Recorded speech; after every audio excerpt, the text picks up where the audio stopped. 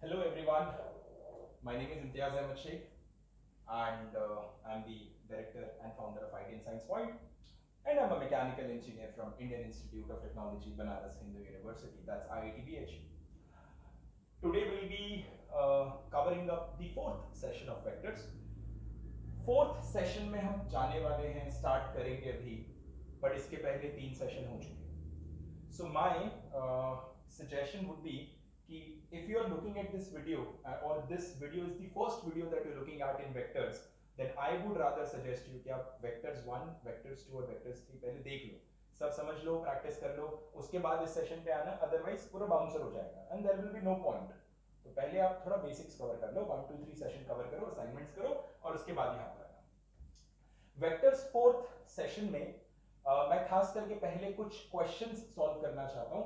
मैंने करीबन 10 क्वेश्चंस जो है वेक्टर्स 3 सेशन में होमवर्क दिया था, यानी कि अगर आप वेक्टर्स 3 का यूट्यूब वीडियो देखोगे तो उसके डिस्क्रिप्शन में आपको एक हाइपरलिंक दिखाई देगा और उसमें मैंने एक असाइनमेंट दिया था, वेक्टर्स असाइनमेंट 1, और करीबन 11 क्वेश्चंस दिए थे. मैं उन 11 क्वेश्चंस को एड्रेस करने वाला हूं.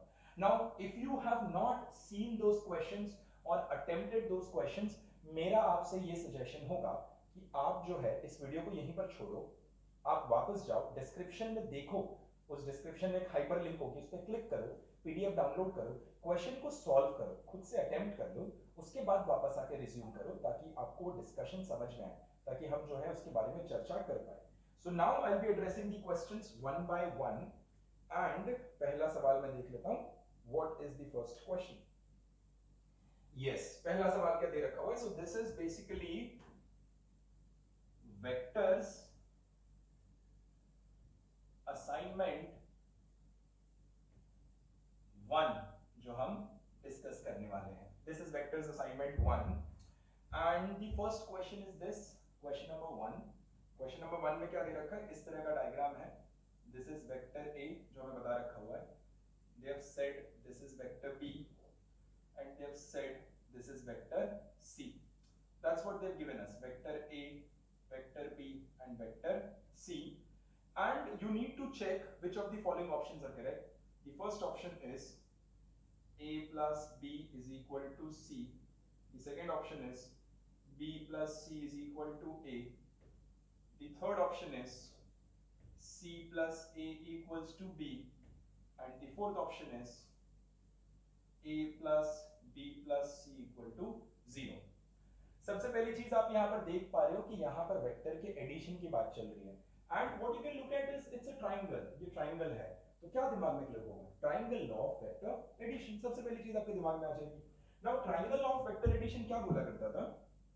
एक जनरल तरीके से अगर आप देखोगे तो ये आपका वेक्टर p है और ये आपका वेक्टर q है. तो ये जो वेक्टर हुआ करता था, it used to be vector p plus vector q. Same order opposite order. याद आ गया? हेड टेल वाला कॉम्बिनेशन होना चाहिए. तो यहां पर देखो, यहां पर अगर आप देखेंगे तो ये दो वेक्टर जो है head tail, anti clockwise and then you see this as clockwise. So what is the feeling that you get here is the feeling इसको अगर इससे कोरिलेट करोगे तो आपको दिख रहा है कि anti clockwise and clockwise, head tail का combination. This tells me C plus A equals to B. यहां से मैंने ये चीज निकाल लिया. Now what we need to do is we just need to do some basic comparison. देख लो इसमें से कौन सा ऑप्शन मैच कर सकता है. If you are able to compare, तो ऑप्शन आपका C plus A equal to B, तो ये तो मैच नहीं कर सकता बिकॉज ये A plus B equal to C बोल रहा है. C plus A equal to B, C option match कर गया, B ऑप्शन नहीं मैच कर रहा, and obviously ऑप्शन मैच नहीं कर रहा, and hence the answer is C. So that's the answer for the first question. Second question देख लेते हैं एक बार. If you look at the second question, let me read out the question for you. What you can do is, मैं भी video जरा यहाँ पर pause कर रहा हूँ, क्वेश्चंस को लिख ले रहा हूँ, आप जरा जाकर के क्वेश्चन पढ़ लो. Well, this is question number 2. Question number 2 क्या बोल रहा है कि there are two forces and the forces are given as 3 dynes and 4 dynes. Now तुमने हमेशा से पढ़ा था कि सर ये फोर्सेस जो होता है वो तो न्यूटन में होता है. फोर्सेस का यूनिट जो है ऐसा यूनिट न्यूटन होता है, बट जो सीजीएस यूनिट होता है दैट इज डायन्स। अब ऐसा यूनिट क्या होता है, सीजीएस यूनिट क्या होता है, ये थोड़ा सा साइड में रखते हैं, ये हम तब ज्यादा पढ़ पाएंगे जब हम पढ़ेंगे chapter units, dimensions and measurements, तब आएंगे इसके बारे में। अभी सिर्फ इतना मान लो कि डायन्स जो होता है वो फोर्स का ही एक यूनिट है, यानी एक बॉडी है जिसपे 3 डायन्स काम कर रहा है और 4 डायन काम कर रहा है, और बोल रहा है कि ये 3 और 4 का रिजल्टेंट क्या हो सकता है। पहला ऑप्शन बोलता है 3 से ज्यादा हो सकता है रिजल्टेंट, दूसरा बोलता है 4 से ज्यादा हो सकता है रिजल्टेंट, तीसरा बोलता है 3 और 4 के बीच में होगा रिजल्टेंट, चौथा बोलता है 1 और 7 के बीच में होगा। So we need to figure out कि क्या पॉसिबिलिटी बन सकती है। नाउ तुम्हें याद होगा मैंने पैरेललोग्राम लॉ का डिस्क्रिप्शन पढ़ाते हुए मैंने तुम्हें बताया था कि वेक्टर्स किस किस तरीके से अलाइंड हो सकते हैं। अगर आप देखेंगे तो जो रिजल्टेंट वेक्टर होता है वो लिखा जाता है under root of a square plus b square plus 2ab cos of theta. और अगर आप देखेंगे तो इसका जो मैक्सिमम वैल्यू होता है आर मैक्स, वो कब निकल कर आता है, when cos theta equal to 1 और थीटा इक्वल टू 0 डिग्री जब होता है, यानी the vectors are in the same direction, और उस केस में आपका आर मैक्स निकल कर आता है a प्लस b। क्या हो जाएगा, a square plus b square plus 2ab का under root which is a plus b the whole square which is a plus b। और r की मिनिमम वैल्यू कब आती है, r की मिनिमम वैल्यू आती है when cos theta equal to -1, यानी थीटा कितना होना चाहिए आपका 180 डिग्री, दैट इज एक यहाँ पर दूजा यहाँ पर, इनके बीच में एंगल 180 डिग्री। तो उस केस में आपकी r की मिनिमम वैल्यू निकल कर आती है modulus of a minus b। Now the question is sir आपने मॉड्यूलस क्यों लिखा, मैंने लास्ट टाइम बताया था मैग्नीट्यूड लिख रहा हूँ, पॉजिटिव लिखना है इसीलिए मॉड्यूलस डाला। मॉड्यूलस का मतलब क्या होता है, नेगेटिव को भी पॉजिटिव कर दो। फॉर एग्जांपल माइनस ऑफ 1 का मॉड्यूलस इज 1, 2 का मॉड्यूलस इज 2, -3 का मॉड्यूलस इज 3, नेगेटिव को पॉजिटिव कर देना मॉड्यूलस का काम होता है। इसे मैं रब कर दे रहा हूं। अब देखते हैं कि हमारे केस में क्या हो सकता है।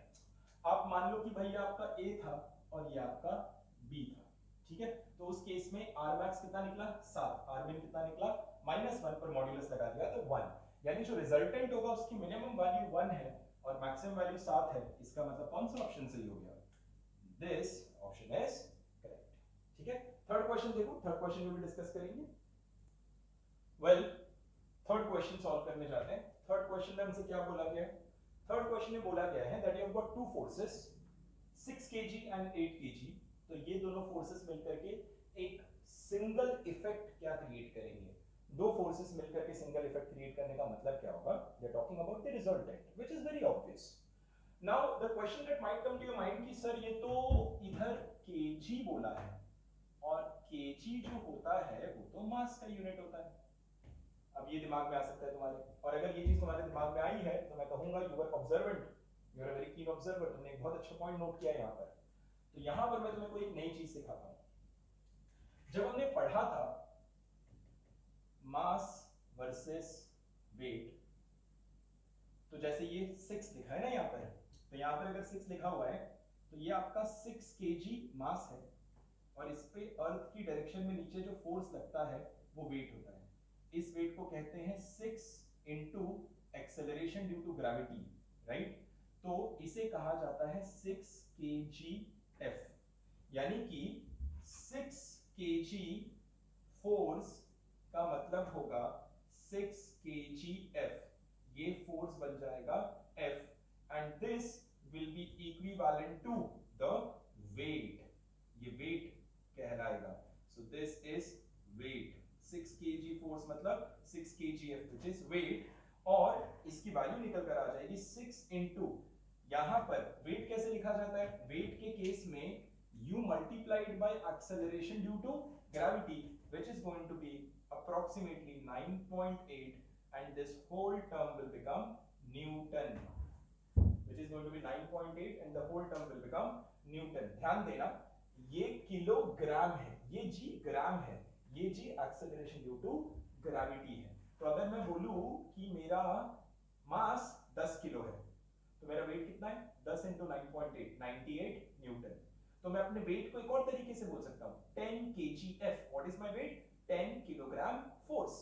What is my mass, 10 kilogram. What is my weight, 10 kilogram force. In terms of newton 10 kilogram multiplied by 9.8 which is 98 newton, right? So यहाँ पर we are dealing with vector which is nothing but weight. तो इसको जरा side में कहीं पर लिख लेना, मैं इसको रब कर रहा हूं, हमको क्वेश्चन सॉल्व करना है अभी। ये अब जो है यहां पर इन्होंने बोला है कि 6 किलोग्राम फोर्स और 8 किलोग्राम फोर्स क्या इफेक्ट क्रिएट कर पाएगा। देखो ये पिछला जो सवाल था एग्जैक्टली वही सवाल है, क्या इफेक्ट क्रिएट कर पाएगा। क्या ये बताया गया है कि ये आपका 8 है और ये आपका 6 है, क्या इनके बीच का एंगल बताया गया? द आंसर इज नो, यानी एंगल कुछ भी हो सकता है। तो मुझे ये पता है कि इस केस में जो मिनिमम वैल्यू निकल कर आती है वो होता है a माइनस बी का modulus which is going to be 6 minus 8 2 kgf, और आपका जो मैक्स निकल कर आएगा वो क्या हो जाता है सीधा a plus b which is going to be 6 plus 8 14 kg। अब इस रेंज में यानी कि जो रिजल्टेंट सिंगल इफेक्ट है that has to be less than equal to 14 greater than equal to 2। देखो कौन सा मैच करता है, दिस इज डिस्कार्डेड क्योंकि 1 इस रेंज में नहीं है, दिस इज एक्सेप्टेड, 15 डिस्कार्डेड है और 20 डिस्कार्डेड है, द आंसर इज 11। सो तुम्हें टेक्निकली यहाँ पर सॉल्व नहीं करना था, तुम्हें टेक्निकली यहाँ पर सिर्फ देखना था कि कौन कौन से वैल्यूज जो है वो एक्सेप्टेबल वैल्यूज है, राइट? सो इसे नोट कर लो। चलिए चौथा सवाल करते हैं। चौथे सवाल में हमसे क्या बोला गया, which of the following forces may add up to 0। 3 forces दिए गए, फोर्स मतलब क्या, वेक्टर, 3 वेक्टर दिया गया, 3 वेक्टर मिलकर 0 होने चाहिए। एक बार सोचना कि 3 वेक्टर मिलकर 0 कब होते हैं। पॉलीगॉन लॉ याद है, क्लोज्ड पॉलीगॉन लॉ, मैंने बताया था ना, व्हेन क्लोज्ड पॉलीगॉन लॉ। नहीं याद है तो पॉज करो, वापस जाकर के देखो, नोट्स में लिखवाया था क्लोज्ड पॉलीगॉन लॉ। मैं फट से ओरली बोल दे रहा हूं, तुम्हें याद आ जाएगा। When n non-zero vectors representing the sides of a closed polygon in the same order, then the resultant is 0। यानी कि आप कितने भी वेक्टर्स लेकर के क्लोज्ड पॉलीगॉन बनाओ, सबको सेम ऑर्डर में रखो, और अगर वो क्लोज्ड पॉलीगॉन का साइड बन गए तो उनका रिजल्टेंट निकल कर आता है 0। अब सबसे छोटा पॉलीगॉन क्या होता है, ट्रायंगल, जो बंद हो सकता है। आप दो साइड्स दोगे, दो साइड्स का तो कोई क्लोज्ड फिगर बन ही नहीं पाता, तो सबसे छोटा क्लोज्ड फिगर क्या बनता है, इट इज अ ट्रायंगल। तो the smallest polygon is a triangle. यहां पर 3 वेक्टर्स दिए रखे हुए हैं, 3 वेक्टर का मिलजुला करके वैल्यू होना चाहिए 0, यानी कि it should form a triangle, यानी कि मेरा क्लोज्ड पॉलीगॉन कुछ ऐसा कुछ हो जाए तो मेरा काम बन जाए। This is vector a, this is vector b, this is vector c, then as per closed polygon law vector a plus vector b plus vector c is equal to 0। ये क्लोज्ड पॉलीगॉन लॉ होता है, और मुझे तीनों को मिलाकर के 0 कराना है, यानी कि मेरा question has been reduced to that the 3 vectors should represent the side of a triangle, यानी 3 वेक्टर मिल करके किसी ट्राइंगल के साइड को उनको रिप्रेजेंट करना है, ये चीज समझ लो। अब देख लेते हैं कि यहां पर ऐसा पॉसिबल कैसे है, हाउ वुड दैट हैपन। एक एक ऑप्शन लेकर के ट्राई करते हैं। अच्छा, तुमने ट्राइंगल के बारे में पढ़ रखा होगा, ट्राइंगल की बड़ी बड़ी प्यारी सी कंडीशन होती है, और ट्राइंगल का कंडीशन क्या होता है, ट्राइंगल का condition, the most fundamental condition of a triangle is, remember that, sum of two sides is greater than the third side। फिर बोलूंगा sum of two sides is greater than the third side।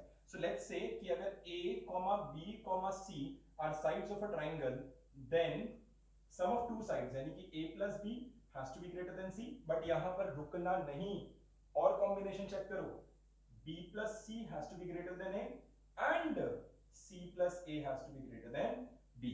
तो वो case होना चाहिए जब ये triangle बना रहा है। तो अभी हम चेक करना शुरू करते हैं।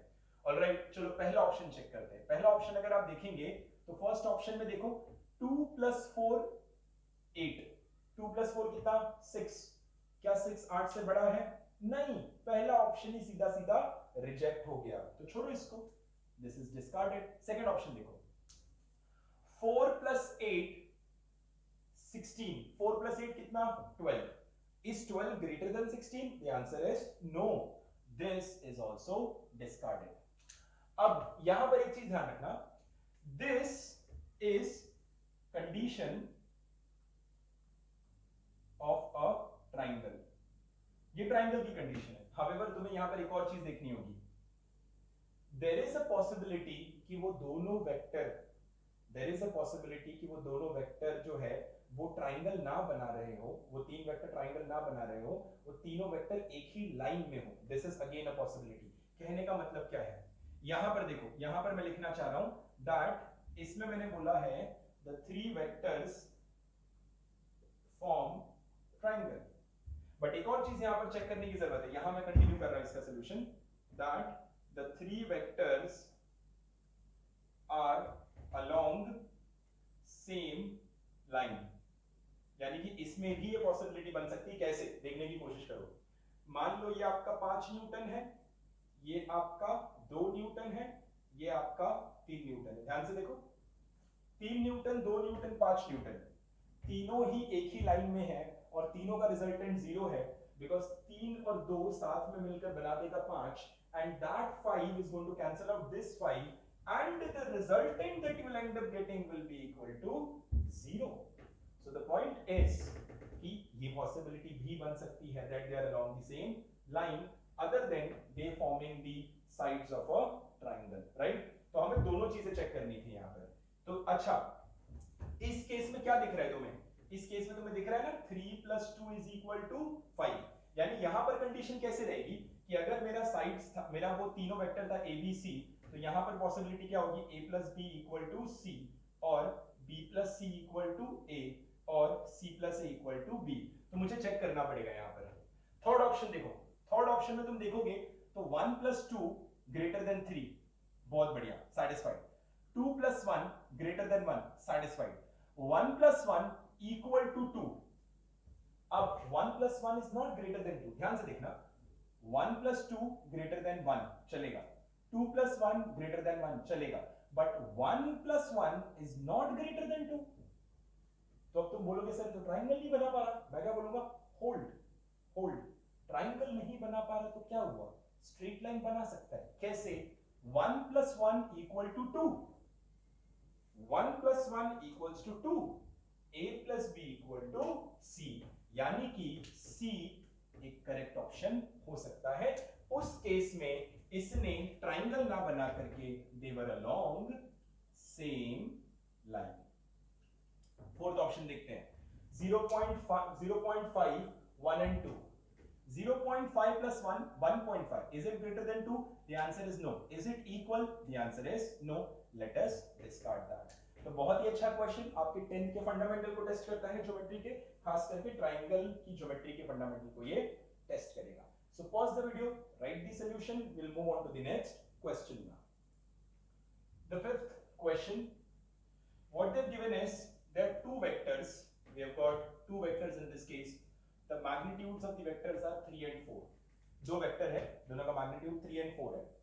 Now they have asked us कि under what possible combination, यानी कि इन्होंने पूछा है हमसे, बोला गया है कि 3 मैग्नीट्यूड और 4 मैग्नीट्यूड का वेक्टर जो है रिजल्टेंट देना चाहिए 1, 5 और 7, और 1, 5 और 7 के केस में इसके बीच में एंगल कितना होगा, 1, 5 और 7 के बीच में के केस में इसके बीच का एंगल कितना होगा। बहुत ओरली कर सकते हैं, देखो 3 और 4 दोनों ऐड होते हैं ना, दोनों ऐड होंगे तो 3 + 4 7 देगा। ये कॉम्बिनेशन कब होता है, जब दोनों वेक्टर डायरेक्टली ऐड हो जाए। डायरेक्टली ऐड होने का मतलब क्या, उनके बीच का एंगल कितना, 0। 1 कब आएगा, 1 विल बी जब वो दोनों सबट्रैक्ट हो जाए, राइट। तो you can write it as 4 - 3 = 1, और you can write it as modulus of 3 - 4 = 1। ये कब होगा, जब उनके बीच का एंगल कितना हो जाएगा, 180 डिग्री। तो यहां से तो सबसे पहले आप कुछ ऑप्शन डिस्कार्ड कर सकते हो। How do you do that, पहले में 0 डिग्री होना चाहिए, इसमें 180 होना चाहिए, सॉरी पहले में 180 होना चाहिए, इसमें 0 होना चाहिए।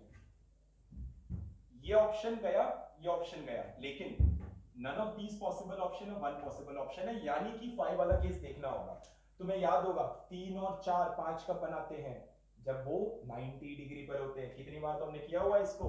सो ये हो गया आपका 3, ये हो गया आपका 4, और 3 और 4 क्या बना देंगे, 5। इसका मतलब दोनों के बीच में एंगल कितना होना चाहिए 90 degree. So the answer is going to be the first option. इसे कॉपी करो. अगला सवाल देखते हैं. अगला सवाल जो है थोड़ा सा रीड करना पड़ेगा, तो मैं इस सवाल को रीड भी कर देता हूं, है ना. Let me read this question. What do we have here. हाँ, छठे सवाल में I am reading the question और साथ ही साथ आप भी सुनेंगे और मैं साथ ही साथ समझाते जाऊंगा. Blind person after walking 10 steps in one direction. एक अंधा आदमी है जो एक दिशा में 10 कदम चलता है. तो एक काम करते हैं, एक अंधा आदमी है जो एक दिशा में 10 कदम चलता है. This is 10 steps. मान लो राइट वर्ड वो 10 स्टेप्स चला, उसके बाद टर्न्स रैंडमली टू लेफ्ट और टू राइट बाय 90 डिग्री. इसके बाद वो रैंडमली, रैंडम का मतलब है पता नहीं, लेफ्ट या राइट दोनों में से कहीं पर भी 90 डिग्री पे टर्न मार सकता है. ये हमें बोल रखा है. यानी कि जब आदमी ऐसे जा रहा था तो यहां भी मोड़ सकता है और यहां भी मोड़ सकता है. वी डोंट नो कहां जाएगा. After walking a total of 40 steps, what is the maximum possible displacement. यानी कि आदमी ने जो है टोटल 40 स्टेप्स चला है, तो उसने बोला है कि मैक्सिमम पॉसिबल डिस्प्लेसमेंट क्या होगा. 40 स्टेप्स चला है, 40 स्टेप उसको चलना है और मैक्सिमम पॉसिबल डिस्प्लेसमेंट क्या होगा. ध्यान देना, हर बार वो 10 कदम के बाद टर्न लेता है, 10 कदम के बाद टर्न लेता है और टोटल 40 कदम चला है, तो बोला है कि मैक्सिमम डिस्प्लेसमेंट क्या होगा. तो अपन मल्टीपल पॉसिबिलिटीज बना सकते हैं यहां पर. एक the first possibility that I am making is कि मान लो 10 कदम आपने ऐसे चलाया, फिर 10 कदम आपने ऐसे चलाया, फिर 10 कदम आपने ऐसे चलाया, फिर 10 कदम आपने ऐसे चलाया. 90 डिग्री लेफ्ट लेफ्ट लेफ्ट. कहां आ गया, सेम पॉइंट पे आ गया. डिस्प्लेसमेंट कितना निकल कर आया, 0. आदमी डिस्प्लेस हुआ ही नहीं. The initial position as well as the final position is same. Same point पे वापस आ गए, तो डिस्प्लेसमेंट किस बात का, displacement is 0. So in that case ये मैक्सिमम नहीं हुआ, ये मैक्सिमम नहीं हुआ. इसका मतलब क्या समझ में आया कि should not take turn in only one direction. सिर्फ एक डायरेक्शन में इसको टर्न नहीं लेना है, क्योंकि सिर्फ एक डायरेक्शन में अगर ये टर्न लेता रहेगा so the disadvantage is going to be कि घूम फिर करके वापस सेम पॉइंट पे आ जाएगा and the displacement will be 0 and that is something that we do not want. अच्छा चलो एक और पॉसिबिलिटी देखते हैं. ये सेकंड पॉसिबिलिटी यहां पर बना लेता हूं मैं. सेकंड पॉसिबिलिटी क्या होगा, सेकंड पॉसिबिलिटी में जो है उसको जो है, अच्छा ये थोड़ा सा अगर तुम कॉम्बिनेशन बनाने की कोशिश करोगे ना, तुमको दिखेगा कि अल्टरनेशन करना है, लेफ्ट राइट, तब जाकर के तुम उसको ज्यादा से ज्यादा दूर ले जा पाओगे. क्योंकि ऐसे जा रहा था पूरा लेफ्ट लेफ्ट लेफ्ट लेफ्ट ले गए तो वापस ओरिजिनल पोजीशन पे. ऐसे जा रहा होगा, लेफ्ट लोगे फिर पूरा राइट राइट राइट करोगे तो फिर वापस आ जाएगा. ऐसा जा रहा है, लेफ्ट लो राइट लो, लेफ्ट लो राइट लो. इस तरीके से तुम उसको ज्यादा से ज्यादा दूर ले जा सकते हो. तो बनाना शुरू करते हैं. ये रहा, 10 कदम चला, फिर और 10 कदम चला, फिर और 10 कदम चला और फिर और 10 कदम चला. इस तरीके से 40 कदम चल लिया है. ये इसका इनिशियल पोजीशन है और ये इसका फाइनल पोजीशन है. अब जो है वो मैक्सिमम दूर जा चुका है. इस डायग्राम को जरा नोट कर लो, फिर कंटिन्यू करते हैं इस क्वेश्चन को, है ना. Yes, getting back. अब यहां पर जो है अल्टरनेट करते करते आप उसको सबसे ज्यादा दूर लेकर जा चुके हो. अब वो मैक्सिमम दूरी पर है, राइट. तो अब इसको आप बड़ी आसानी से कर सकते हो. यहां पर 90 डिग्री 90 डिग्री अगर आप देखेंगे तो ये आपका डिस्प्लेसमेंट है. ये आपका इनिशियल पोजीशन था, ये आपका फाइनल पोजीशन हो गया. डिस्प्लेसमेंट क्या होता है, a line joining the initial and the final. ये लाइन की लंबाई जो है आपका डिस्प्लेसमेंट हो चुका है. इसको कैसे करोगे, ये डिस्टेंस निकाल लो, 10 10, ये कितना हो जाएगा, हाइपोटेन्यूज ना, तो 10 स्क्वायर प्लस 10 स्क्वायर है ना, 90 डिग्री. सो हाइपोटेन्यूज. सिमिलरली 10 10, तो ये कितना हो जाएगा, 10 स्क्वायर प्लस 10 स्क्वायर. सो इस तरीके से हमें पता चलेगा that max displacement turns out to be, ये कितना हो जाएगा 200 ना, तो ये हो जाएगा 10 रूट 2, 10 रूट 2 हो जाएगा ये, और ये फिर से 10 रूट 2 यानी multiplied by 2. So the answer is 20 root 2. एक बार देख लेते हैं कौन सा ऑप्शन मैच कर जाएगा. अच्छा ये 20 रूट 2 है क्या, दिस इज स्टेप्स, ये तो कदम है, ध्यान देना ये स्टेप्स है. लेकिन क्वेश्चन में एक इंफॉर्मेशन उसने दिया था जो हमने ध्यान से देखा नहीं, एंड दैट इंफॉर्मेशन इज कि आपका एक स्टेप जो है वो बराबर 80 सेंटीमीटर है, तो आपका 20 टू रूट 2 स्टेप्स कितना हो जाएगा? This is going to be 20 root 2 multiplied by 80 centimeter, so that's going to be 160 under root 2 centimeter, right? तो ये हो गया आपका मैक्सिमम डिस्प्लेसमेंट। तो इसको कॉपी कर लो, मैंने नोट कर लिया इस चीज को। अगला सवाल करते हैं ना।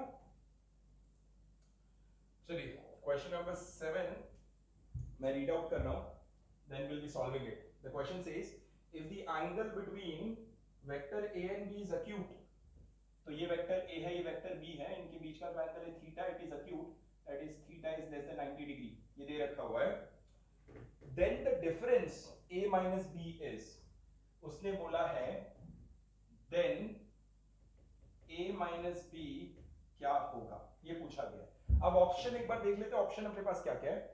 the option says a minus b parallelogram का मेन डायगोनल है, a minus b पैरेललोग्राम का माइनर डायगोनल है, छोटा वाला डायगोनल है, a माइनस b दोनों में से कोई भी हो सकता है, and the fourth option is none of these. तो एक काम करते हैं, इसको सॉल्व करते हैं। देखो ये आप a मानो या b मानो, देखो अक्यूट एंगल है थीटा, पैरेललोग्राम को कंप्लीट करो, पैरेललोग्राम को कंप्लीट करोगे तो ये ध्यान देना, ये आपका जो मेन है ना, this is called as main diagonal, ये a प्लस b होता है, vector a plus vector b, this is the main diagonal, और ये आपका जो है रिप्रेजेंट कर रहा है a plus b, a minus b represent नहीं कर रहा है, इस बात को प्लीज ध्यान देंगे वरना गलत हो जाएगा, ये a माइनस बी को रिप्रेजेंट नहीं कर रहा है, तो a माइनस बी हमें चाहिए, राइट। मैं इसमें एक छोटा सा चेंज करना चाहता हूँ, क्वेश्चन को थोड़ा सा आसान बना रहा हूँ। a भी जिस तरह से लिखा है ना मैंने, मैं a भी ऐसे नहीं लिख रहा, मैं इसको b मान रहा हूँ और इसको a मान रहा हूँ, क्या ही फर्क पड़ने वाला है, कोई डिफरेंस नहीं आएगा, इसको b मान रहा हूं और इसको a मान रहा हूं, ठीक है, क्या ही फर्क पड़ेगा, कोई भी डिफरेंस नहीं आएगा, a b और इस तरह से ऐड किया। This is representing addition. Subtraction मैंने तुम्हें बताया था कि a minus b is nothing but a plus of minus of b, हमने पढ़ रखा है a plus of minus of b, और माइनस b वेक्टर मुझे बनाना होगा। तो देखो ये वेक्टर मेरे पास है, दिस इज a वेक्टर, ये मेरे पास है, माइनस b नहीं है, तो माइनस b क्या होगा, b का उल्टा, so this is going to be minus b vector, right? ये आपका माइनस b वेक्टर हो चुका है।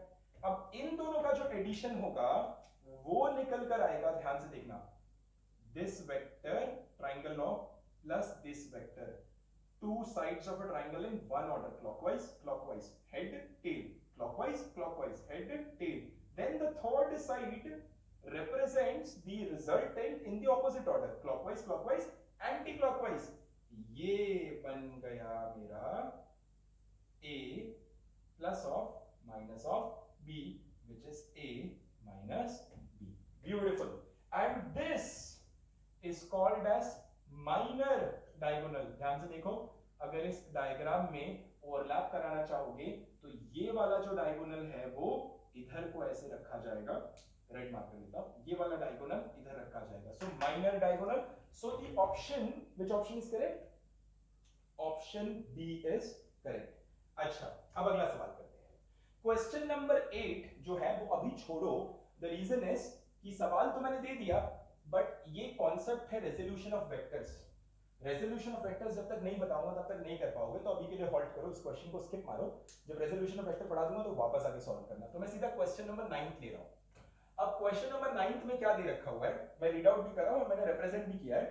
दो फोर्सेस हैं जो एक बॉडी पे काम कर रहे हैं, एक फोर्स दूसरे का डबल है, दो फोर्सेस, कौन से दो फोर्सेस है, F1 एंड F2 जो बॉडी पे काम कर रहे हैं, और एक फोर्स दूसरे का डबल है, तो F1 इक्वल टू 2F2, यानी F1 F2 का डबल है, एंड जो इन दोनों का F1 और F2 का रिजल्टेंट है वो बड़े वाले फोर्स के बराबर है, यानी कि F1 और F2 का जो रिजल्टेंट है वो बड़ा वाला फोर्स के बराबर है। कौन बड़ा वाला फोर्स है, F1।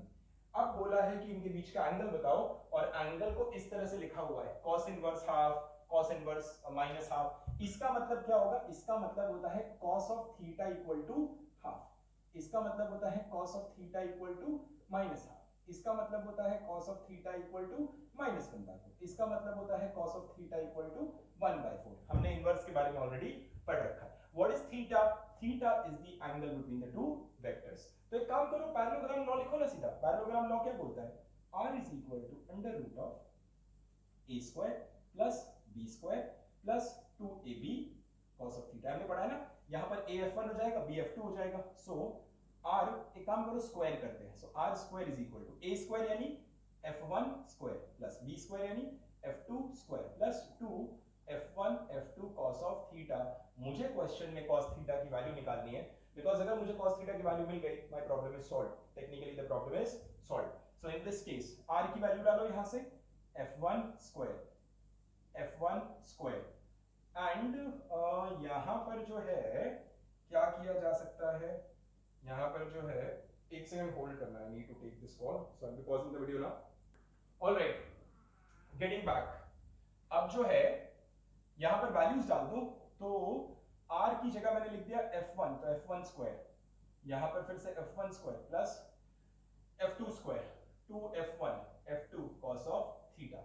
f1 की जगह लिख दो 2f2, सो 2f2 का स्क्वायर यानी 4f2 का स्क्वायर, फिर से 2f2 का स्क्वायर यानी 4f2 का स्क्वायर प्लस f2 का स्क्वायर प्लस ट्वाइस f1 की जगह 2f2 और यहां से f2 cos ऑफ थीटा। यहां से मिलेगा आपको 4f2 square is equal to 4f2 square plus f2 square plus 2 4f2 square cos of theta. अब इसमें सबको ऐड करो, ये 4f2 चला गया और यहां से माइनस f2 का square is equal to 4 times f2 का square into cos of theta. f2 square cut गया, cos ऑफ थीटा निकल कर आया -1/4 एंड इन दैट केस कौन सा ऑप्शन सही हो जाएगा? It's going to be option number 3, जो कि यहां पर सही हो जाएगा। सो अब वीडियो को पॉज करो, सॉल्यूशन को नोट करो, अगला सवाल देखते हैं। चलिए 10th क्वेश्चन करते हैं। 10th क्वेश्चन में बोला है कि आपके पास 3 वेक्टर्स हैं, 3 वेक्टर्स के मैग्नीट्यूड आपको दे रखा हुआ है 6, 8 और 10। A vector का magnitude is 6, B is 8 and C is 10. And then they have given one more condition which is A plus B equal to C. A plus B equal to C का मतलब ये होगा that they will be forming triangle, यानी A, B and C are forming triangle and orientation कुछ ऐसा होना चाहिए, ये A हो जाएगा, ये B हो जाएगा and this should be C. This is a rough orientation, ये मुझे यहां से पता चला है। फिर बोला है A और C के बीच का एंगल क्या होगा, that is what which is asked to us. अब देखो A और C के बीच का एंगल बोला गया है। अगर यहां देखो, अगर मैं इसको A मानूं, B मानूं, C मानूं, तो A बराबर 6 है, B बराबर 8 है और C बराबर 10 है। यहां पर मैं तुम्हें एक नई चीज पढ़ाना चाहूंगा and that is called as Pythagorean triplet. Pythagorean triplet क्या होता है? For that reason what I am doing is, अब ये क्वेश्चन में पार्ट आ गया है तो मैं ये 11th वाला क्वेश्चन हटा दे रहा हूं और ये पाइथागोरियन ट्रिपलेट आपको मैं यहां पर पढ़ा देता हूं। Let me take care of this, इसको वापस लेकर आएंगे, नहीं एक काम करते हैं, यही पढ़ा देता हूं। Pythagorean triplet. Now, what do you mean by Pythagorean triplet? Pythagorean का मतलब क्या है? Anything which is going to comply with or anything which is going to follow Pythagoras law. यानी 90 डिग्री का ट्रायंगल है, anything which will create a combination of a right angled triangle will become a Pythagorean triplet. So Pythagorean triplet मतलब 3, तो 3 numbers जो Pythagoras को Pythagoras में fit बैठ सके। पाइथागोरस थ्योरम है क्या? पाइथागोरस थ्योरम होता है हाइपोटेन्यूज का square is equal to side 1 का स्क्वायर प्लस साइड 2 का स्क्वायर। ये होता है आपका पाइथागोरियन ट्रिपलेट, राइट? हाइपोटेन्यूज का square plus is equal to side 1 का स्क्वायर प्लस साइड 2 का स्क्वायर। इसमें मैं फिलहाल एक ही केस डिस्कस कर रहा हूं, आपके पास मल्टीपल केसेस आ सकते हैं। The most popular Pythagorean triplet is, the most popular Pythagorean triplet is 3 4 5। याद रखेंगे 3 4 5 and the triangle looks something like this। ये छोटा फिगर है, मैं बड़ा बना देता हूं। इस तरह से आपको ट्रायंगल दिखेगा, ये बराबर 3 होगा, ये बराबर 4 होगा, ये बराबर 5 होगा और ये होगा आपका 90 डिग्री। इसके एंगल्स भी याद रखना, मैंने आपको बताया कि ये एंगल जो होगा वो होगा आपका 53 डिग्री, ये एंगल जो होगा वो होगा 37 डिग्री। कैसे याद रखेंगे कौन सा 37 53 होगा? देखो 3 4 5 Pythagorean triplet corresponds to a triangle having angle 37 degree, 53 degree and 90 degree. याद कर लो 3 4 5 makes a Pythagorean triplet right angle triangle having a combination of angle as 37 degree, 53 degree and 90 degree. अब यहां पर देखो, तुम तो ठीक है 3 और 4 के बीच में 90 डिग्री तो दुनिया को याद हो जाता है, बट कौन सा 53 और कौन सा 37 वो कैसे याद रखेंगे? छोटे एंगल के सामने छोटा साइड, फिर से छोटे एंगल के सामने छोटा साइड। 3 और 4 में कौन छोटा? 3। 37 और 53 में कौन छोटा? 37। छोटे एंगल के सामने छोटा साइड, छोटे एंगल के सामने छोटा साइड, बड़े एंगल के सामने बड़ा साइड। इसको कर लो याद। 3 4 5 पाइथागोरियन ट्रिपलेट। कैसे बनेगा पाइथागोरियन ट्रिपलेट? देखो यहां दिखेगा भी, यहां दिखेगा आपको that 5 square is equal to 3 square plus 4 square. करके देखो 9 प्लस 16 करके देखो 25, और ये भी कितना हो जाता है 25। Yes, it's a Pythagorean triplet. अब ये हुआ आपका एक कॉन्सेप्ट। यहां पर एक और चीज जानना, यहां पर एक और चीज आएगी। ये तो मैंने पाइथागोरियन ट्रिपलेट की बात किया ना, this is the Pythagorean triplet that I spoke about. अब मैं लिखने जा रहा हूं scaling of Pythagorean triplet. Pythagorean triplet को आप स्केल कर सकते हो। अब ये स्केलिंग क्या होता है, ध्यान देना। यहां पर मैंने क्या बताया, 3 4 5 will become a Pythagorean triplet. बहुत बढ़िया। एक काम करो, इस सब को 2 से मल्टीप्लाई करो। 6 4 10, चलो 2 से नहीं, तुम्हारी मर्जी, चलो 3 से मल्टीप्लाई करो। 9 12 15, चलो 15 20 25, ये सब क्या होंगे? Pythagorean triplet. ये सब के सब आपके हो जाएंगे पाइथागोरियन ट्रिपलेट। और जब आप यहां पर देखते हैं 6 8 और 10, तो सबसे पहले दिमाग में क्लिक होना चाहिए 6 8 और 10। अच्छा ये 4 से मल्टीप्लाई करें 8 होगा, सॉरी।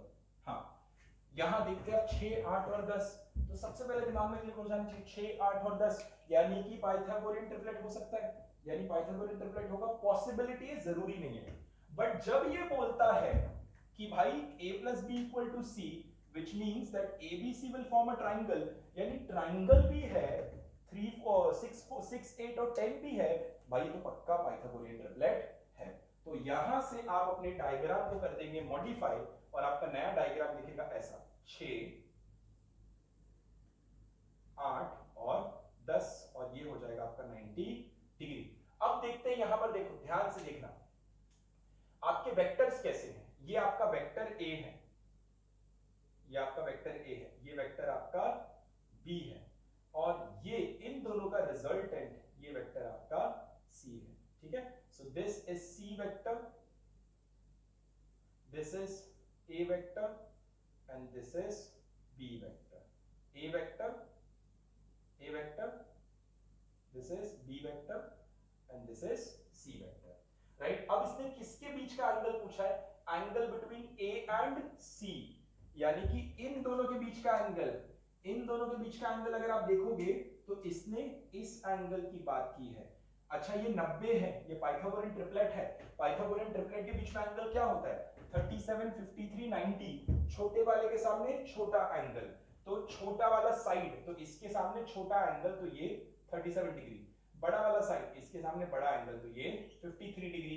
तो इस तरीके से हम देखेंगे कि इसमें से 53 डिग्री कौन सा हो सकता है। नाउ फॉर सम रीजन हमारा आंसर जो है 53 डिग्री आना चाहिए था, बट यहां कहीं पर 53 डिग्री नहीं है। बट ये मत समझना कि आपका आंसर नहीं है, आंसर जिस तरीके से आप लिखना चाहते हो वैसा नहीं है।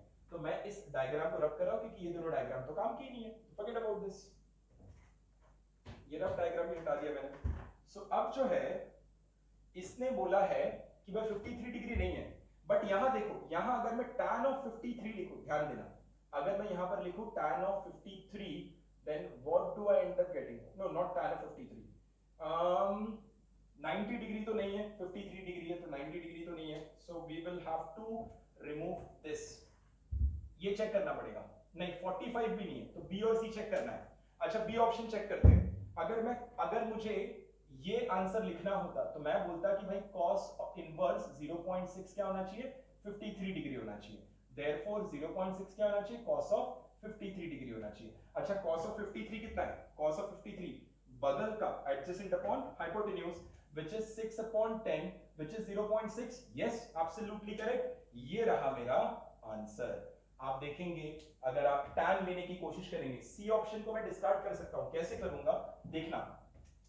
अगर मैं बोलता हूं ये मेरा आंसर है तो मैं बोलूंगा देयरफॉर tan इनवर्स 0.75, 0.75 को क्या लिख सकते हैं हम लोग, 3/4 is equal to 53 degree, therefore 3/4 कितना होना चाहिए, tan ऑफ 53 डिग्री।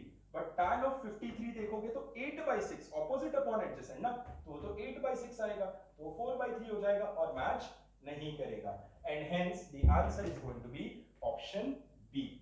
अब आपको क्या करना है, this question had a topic in itself, जहां पर मैंने आपको पाइथागोरियन ट्रिपलेट के बारे में बताया। ये Pythagorean triplet is a very interesting concept, you know, it's something that you will really like and it will come out to be very very helpful in the complete physics. हर जगह पर इस तरह का कॉम्बिनेशन आएगा, so make sure कि Pythagorean triplet आप अच्छे से नोट करो। And for a second I am just getting aside from the video, आप पॉज करो और जो है इसको नोट करो, फिर हम आखिरी सवाल करने जाएंगे, है ना, तो पॉज करके नोट कर लो। ऑलराइट, 11th वाला क्वेश्चन देखते हैं। 11th वाले क्वेश्चन में बोला गया है कि अपने पास दो वेक्टर्स हैं P और Q, बट P और Q के बीच का एंगल नहीं पूछा। ध्यान देना, यहां पर हमसे P और Q के बीच का एंगल नहीं पूछा, हमसे पूछा गया कि P प्लस Q और P माइनस Q के बीच का एंगल बताओ। क्या बताओ, P प्लस Q और P माइनस Q के बीच का एंगल बताओ, और कुछ नहीं बोला है, और बोला है कि इनमें से कौन सा पॉसिबिलिटी बनेगा। तो एक काम करते हैं, मैं एक P वेक्टर बना लेता हूं और एक मैं Q वेक्टर बना लेता हूं, ठीक है, मैंने P वेक्टर बना लिया और Q वेक्टर बना लिया। अब अगर P प्लस Q लिखना होता तो ऐसे पैरेललोग्राम कंप्लीट करता और ये बन जाता मेरा, this would have been P vector plus Q vector. बढ़िया। अब P माइनस Q कैसे निकालता, अच्छा ये Q है ना, ये Q है तो माइनस Q क्या होगा, minus Q exactly same length, उसका उल्टा, है ना, एग्जैक्टली सेम लेंथ उसका उल्टा, तो ये माइनस Q हो जाएगा। तो P माइनस Q क्या होता, इसका एडिशन और इसका एडिशन, तो भाई आप इस पैरेललोग्राम को कंप्लीट कर दो, और जब आप इस पैरेललोग्राम को कंप्लीट कर देते हो तो आपको दिखता है कि P माइनस Q जो निकल कर आ रहा है वो ये निकल कर आ रहा है, this is going to be P minus Q। Now इन दोनों के बीच का एंगल पूछा गया, किसके बीच का एंगल पूछा गया, P प्लस Q और P माइनस Q के बीच का एंगल पूछा गया, which is this, but what is this angle, the answer is नहीं पता। तुम सोचोगे कि सर डायग्राम में तो 90 डिग्री दिख रहा है और आप आंसर मार्क कर दोगे 2, बट द पॉइंट इज ऐसा नहीं है, वो डिपेंड करेगा, वो इस बात पे डिपेंड करेगा कि P और Q के बीच में एंगल कितना था। ध्यान से, वो इस बात पे डिपेंड करेगा कि P और Q के बीच में एंगल कितना था। आप अगर ध्यान दोगे तो जैसे ही मैं P को ऐसे छोटा करूंगा तो ये ऐसे दूर जाएगा और ये ऐसे दूर जाएगा, तो ये एंगल बढ़ने लगेगा। जैसे ही मैं P को बढ़ाऊंगा ये इधर झुकेगा और ये इधर झुकेगा, तो ये एंगल कम होने लगेगा। लेकिन अगर मैं P को 0 कर दूं, इमेजिन करना मैं P को 0 कर दूं तो वेक्टर बचेगा क्या मेरे पास, सिर्फ ये, और इसके बीच का एंगल कितना, 180 डिग्री, यानी कि 180 डिग्री तक जा सकता है ये। फिर से इमेजिन करना, अगर मैं P को 0 कर दूं तो सिर्फ ये वेक्टर बचा और ये वेक्टर बचा, क्योंकि P गायब हो गया, तो इस वेक्टर और इस वेक्टर के बीच में एंगल कितना बचा, 180। अब इमेजिन करो मैं इस केस में Q को 0 कर दूं, अगर मैं Q को 0 कर दूं, यहां Q को 0 कर दूं, तो सिर्फ P बचा, P भी यहां पर, यहां से भी P यहां पर, यहां से भी P यहां पर, तो उसके बीच में एंगल कितना बचा? 0 डिग्री। यानी हमारा जो भी आंसर होगा वो 0 से लेकर 180 डिग्री के बीच में होगा। Now that sums up the assignment that I give you. इसमें से कुछ ऐसे क्वेश्चंस थे जो थोड़ा सा आपको स्ट्रगल होगा सॉल्व करते वक्त, नथिंग रॉन्ग अबाउट इट। शुरुआत में चीजें धीरे धीरे समझ में आती है, but you need to have patience. Patience रखो, खुद से फाइट करो, सोल्यूशन देखो, अपने आप समझ में आ जाएगा। जितनी चीजें, हर सवाल अपने आप में कुछ ना कुछ नया सिखा कर जाता है। So do not solve questions for just for the sake of solving it. Solve questions to absorb some learning out of it and eventually apply that learning and end up solving couple of other questions, right? So अब हम vectors का fourth session officially start करने जा रहे हैं because हमने अपने पुराने assignment को solve कर लिया है। Moving forward, pause the video and note down the solution. Yes, so finally the fourth session of vector that will be starting now. Fourth session of vectors में जाने से पहले मैं छोटा सा यहाँ पर ट्रिगो का पार्ट पढ़ाना चाहता हूँ। वो ट्रिगो का पार्ट कुछ इस तरह से, सम बेसिक ट्रिग्नोमेट्रिक फॉर्मूलेज हमने, now this is trigonometric formulas जो मैं चाहता हूँ ध्यान में रखें बिकॉज इसकी जरूरत पड़ सकती है। खैर हरप्रीत सर आपको इसको ट्रिगो चैप्टर में पढ़ाएंगे, बट वेक्टर में जरूरत पड़ने वाली तो बेसिक फॉर्मूले मैं लिख दे रहा हूँ so that you remember, you do not forget that. First आपने जो पढ़ा था and that was like very easy, which was sin square theta plus cos square theta is equal to 1। फिर उसी में आपका था sec square theta is equal to 1 plus tan square theta. इसी में आपका था cosec square theta is equal to 1 plus cot square theta. कुछ इस तरीके से आपने सारी चीजों को पढ़ रखा हुआ था। अब जो है यहां पर जो है सेकेंड सेट ऑफ फॉर्मूला मैं चाहूंगा आप याद रखें, दैट इज एडिशन फॉर्मूला। कि एडिशन का फॉर्मूला कैसा होता है। अब एडिशन फॉर्मूला कैसा होगा, sine of a plus b can be written as sine a cos b plus cos a sin b। Sine of a plus b, sine of a plus b is equal to sin a cos b plus cos a sin b। पहले का sign दूसरे का cos plus पहले का cos दूसरे का sin, sin a cos b plus cos a sin b is sin of a plus b। इसको याद रखें। फिर cos of a plus b, cos of a plus b लिखा जाएगा cos a cos b minus sin a sin of b। पहले का cos दूसरे का cos, ध्यान रखना यहाँ पर ये नेगेटिव साइन आएगा, ये नेगेटिव साइन बहुत ही इंपॉर्टेंट है। सो पहले का cos दूसरे का cos माइनस पहले का साइन दूसरे का साइन। थर्ड आपके सामने आएगा tan, tan of a plus b लिखा जाएगा tan a plus tan b the whole upon 1 minus tan a tan of b। tan a plus tan b upon 1 minus tan a tan b। तो आपको ये addition का formula आपको ध्यान में रखना है। इसी के साथ साथ if it is possible then I would really want you to remember the subtraction formula as well, and the subtraction formula is going to be, इसे भी नोट कर लो। सबट्रैक्शन फॉर्मूला क्या होगा? सबट्रैक्शन फॉर्मूला होगा sine of a minus b, it's going to be sin a cos of b minus cos a sin of b। ये plus minus से replace हो जाता है। cos of a minus b is going to be cos a cos b, minus की जगह अब यहां पर आएगा plus sin a sin of b, यहां माइनस की जगह plus. tan of a minus b लिखा जाएगा tan a प्लस की जगह minus, minus tan of b the whole upon minus की जगह plus 1 plus tan a tan of b। बस क्या हुआ यहाँ पर ऑपरेशनल सिंबल्स जो है, यानी कि ये प्लस का माइनस हुआ, इस माइनस का प्लस हुआ, प्लस का माइनस, माइनस का plus, and that's how we have got trigonometry का one more set of formulas. अब यहां पर हम क्या करेंगे, यहां पर जो है आप इसी का एक्सटेंशन करेंगे और इसका एक्सटेंशन करके आप लिखेंगे डबल एंगल फॉर्मूला। ट्रिग्नोमेट्री में डबल एंगल भी आता है, जिस तरीके से एडिशन होता है उस तरह से डबल एंगल होता है। डबल एंगल कहने का मतलब क्या है, डबल एंगल कहने का मतलब क्या है कि यहां पर आप लिखो a बराबर b और replace b by a, b को a से रिप्लेस कर दो तो डबल एंगल फॉर्मूला आ जाएगा। कैसे डबल एंगल फॉर्मूला आएगा, देखो b को a से रिप्लेस करो तो आपको दिखेगा sine of 2a, sine of 2a, sin a cos a plus cos a sin a, which is 2 sin a cos of a। ठीक है, sin a cos a plus cos a sin a, which is nothing but 2 sin a cos a।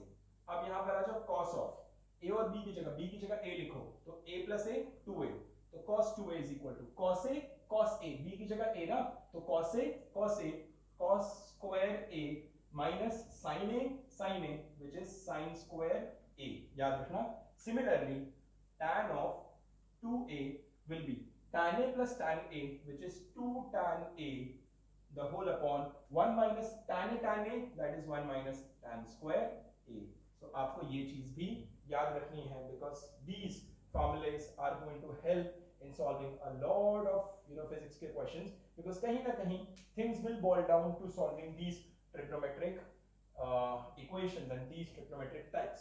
So what I want you to do is pause the video, copy this, and then we'll begin with vectors again। Okay, now we're going to study about Cartesian coordinate system। Now what exactly is Cartesian coordinate system? ये आपने already पढ़ रखा होगा, काफी बार देखा भी होगा। कभी देखा है x axis, y axis, z axis, ऐसा सुना होगा। ये जो एक्सिस की रिप्रेजेंटेशन होती है ना, कि आप किसी भी पॉइंट को लिख देते हैं 2,3, यानी x में 2 यूनिट्स, y में 3 units. This is called as Cartesian coordinate representation. जब भी आप x y z एक्सिस में किसी भी इंफॉर्मेशन को रिप्रेजेंट करते हैं उसे कहते हैं कार्टेशियन रिप्रेजेंटेशन। तो इसको लिखा जा सकता है इस तरीके से, अगर आप 2 डायमेंशन में लिखना चाहें तो आप लिखेंगे x एक्सिस और सिर्फ y axis. 2 dimension, 1 dimension and the second dimension. इसी को अगर आप 3 डायमेंशन में लिखना चाहेंगे तो आप लिखेंगे x एक्सिस, y एक्सिस और ये आपका हो जाएगा z एक्सिस। अब ये z एक्सिस क्या होता है, this z axis is outside plane, यानी कुछ ऐसे दिखेगा, ये मैं पहले भी दिखा चुका लेकिन दोबारा दिखाता हूं। ये मान लो आप x, ये आप मान लो y, देखो प्लेन के अंदर है 2 dimension x y, 2 dimension x y, लेकिन 3 डायमेंशन में क्या होगा, x y और ये बाहर आता हुआ ब्लू में देखो z, x y ये बाहर आता हुआ ब्लू में इज z, ये 3D हो गया, यानी कि you can actually feel the whole reality. आपको डेप्थ दिखेगा, आपको सिर्फ बोर्ड, अगर सिर्फ इस बोर्ड को देखते हो ना तो 2D होता है, लेकिन बोर्ड में से कोई चीज बाहर आए या बोर्ड के अंदर चली जाए तो उसे कहते हैं 3D। यहां देखना, सिर्फ अगर ये देखो, if you only look at this, then this is the board, plane of paper, plane of the board। However, if you take this as one more dimension, the third dimension, और अगर आप मैं इसको यहाँ पर लाके लगा दूं, then देख रहे हो out of the plane, out of the board, बाहर निकलता हुआ, that's called as the third dimension। तो ये 3D कार्टेशियन कोऑर्डिनेट, ये 2D कार्टेशियन कोऑर्डिनेट। तो कभी भी आप इसमें किसी भी पॉइंट को रिप्रेजेंट करें, जैसे मैं यहाँ पर किसी पॉइंट को रिप्रेजेंट करता हूँ तो मैं इसको बोलूंगा 2,3। 2,3 कहने का मतलब क्या है कि x एक्सिस में वो 2 यूनिट्स दूर है, और 3 का मतलब क्या है, y एक्सिस में वो 3 यूनिट्स दूर है। ठीक है, एंड सिमिलरली यहां पर अगर मुझे दिखाना होता कोई पॉइंट तो मैं लिखता 2,3,4। इसका मतलब इस पॉइंट का कोऑर्डिनेट क्या है, ये पॉइंट P है लेट्स से, तो मैं बोलूंगा x coordinate of point P is 2, y coordinate of point P is 3, z coordinate of point P is 4। इस तरीके से मैं कार्टेशियन कोऑर्डिनेट सिस्टम में उसको रिप्रेजेंट कर सकता हूं। ये हुआ अंडरस्टैंडिंग कार्टेशियन कोऑर्डिनेट सिस्टम का। अब जानते हैं कि पोजीशन वेक्टर क्या होगा। पोजीशन वेक्टर, अभी के लिए मैं चाहता हूं कि तुम डेफिनेशन लिखो, इसे मैं ओरली रीड कर रहा हूं। Position vector is a vector in the Cartesian coordinate system having its tail at the origin. A vector in the Cartesian coordinate system having its tail at the origin is called as the position vector. तो यहां मैं लिख भी दे रहा हूं, a vector in Cartesian coordinate system having its tail at origin is called as position vector। यानी कि जब भी ऐसा कोई वेक्टर आप ले ले कार्टेशियन कोऑर्डिनेट सिस्टम में जिसका टेल ओरिजिन पे हो, उसे हम कहेंगे पोजीशन वेक्टर। कैसे दिखेगा पोजीशन वेक्टर आपका, ये आपका कार्टेशियन कोऑर्डिनेट सिस्टम है, मैं अभी 2D लेके दिखा रहा हूं x एंड y। सो ये पॉइंट, अच्छा पोजीशन, इस वेक्टर में वर्ड पोजीशन का मतलब क्या है खुद सोचना। द वर्ड पोजीशन सेज कि इट इज टेलिंग यू कि किसी भी पॉइंट का पोजीशन क्या है, वो पॉइंट कहां पर है। It is trying to locate, identify the position of a point. For example जैसे कोई बोलता है कि भाई आपका जीपीएस कोऑर्डिनेट क्या है, what do you mean bye GPS, global positioning system, right. Coordinate है ना, मैप में आप इस पॉइंट पर हो, वो आपकी पोजीशन है। तो पोजीशन वेक्टर करता क्या है, position vector is used to represent the position of a point by its head। Position vector अपने हेड के जरिए किसी पॉइंट की पोजीशन को बता रहा होता है। तो अगर ये आपका पॉइंट P है तो ये होगा आपका position vector, tail at the origin, और ये हेड हो गया आपका, then this will be called as position vector, और इसको लिखा जाएगा ऐसे rp। जनरली पोजीशन वेक्टर को r वेक्टर से रिप्रेजेंट किया जाता है, तो इसको हम बोलेंगे rp। r मतलब पोजीशन वेक्टर, बट किसकी पोजीशन बता रहा है, p पॉइंट की, and hence it will be written as r subscript p। ये हुआ एक basic understanding of position vector. What is a position vector? Position vector is used to identify the position of a point, and it's a vector which has its origin at the which has its tail at the origin. So position vector is a vector with its tail at the origin in the Cartesian coordinate system, and the head is pointing at that particular point. It's called as position vector. So अब ये दो चीज की understanding develop करने के बाद हमें next चीज जानना होगा, and the next thing is unit vector. But before I venture into unit vector, I want you to take a pause, note down all of these, and then we are going to resume. Okay, so let's understand unit vector. We'll first write down the definition of a unit vector. What is the definition of a unit vector? Unit vector का definition ये होता है, a vector having magnitude equal to 1 and used to, or you can say that's it, a vector having magnitude equal to 1, यानी ऐसा vector जिसका magnitude 1 होता है उसे यूनिट वेक्टर कहते हैं। आपने पढ़ा था जीरो वेक्टर, ऐसा वेक्टर जिसका मैग्नीट्यूड 0 होता है उसे कहते हैं जीरो वेक्टर, और ऐसा वेक्टर जिसका मैग्नीट्यूड 1 होता है उसे कहते हैं यूनिट वेक्टर। अब unit vector is represented by this, ये this is the symbol of unit vector।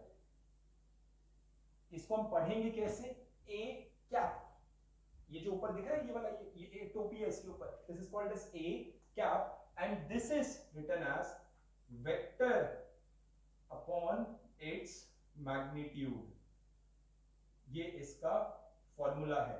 Unit vector is equal to vector upon its magnitude, और rather let me write it as this कि unit vector का formula हो जाएगा unit vector is equal to vector upon its magnitude. Let's say we are talking about vector A, we are talking about vector A, हम A vector की बात कर रहे हैं, then in that case unit vector will be represented as this a cap is equal to vector a upon its magnitude, तो ये हो गया आपका unit vector. what is this? This is unit vector a, unit vector हो गया the actual vector upon its magnitude, and what does this imply?